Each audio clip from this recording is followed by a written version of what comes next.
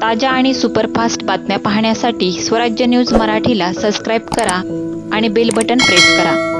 वाळू चोरीचा विषय जो आपल्या अजेंडावर आहे, या संदर्भात मी जिल्ह्यातली वाळू चोरी कमी झाली पण पंढरपुरातली वाळू चोरी कमी झाली नाही आणि हा विषय गांभीर्याने घेतला। माननीय कलेक्टर महोदयांनी तातडीने सूचना दिलेल्या आहेत, मी सूचना दिलेल्या आहेत।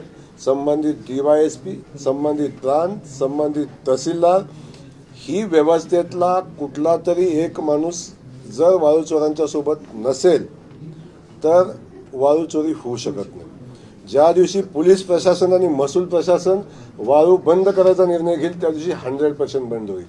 जोपर्यंत ते चालू आहे तोपर्यंत ह्या दोघातलं कोणी ते पार्टनर आहे हे 100% आहे। त्यामुळं मी तशा सूचना तातडीनं दिलेल्या आहेत। कुठल्याही परिस्थितीत वाळू चोरी चालू देणार नाही। या संबंधात जर कोण हलगर्जीपणा केला किंवा कोण मदत करत असेल तर त्यांच्यावरही कारवाई केली जाईल, अशा स्पष्ट सूचना आज मीटिंगमध्ये दिलेल्या आहेत।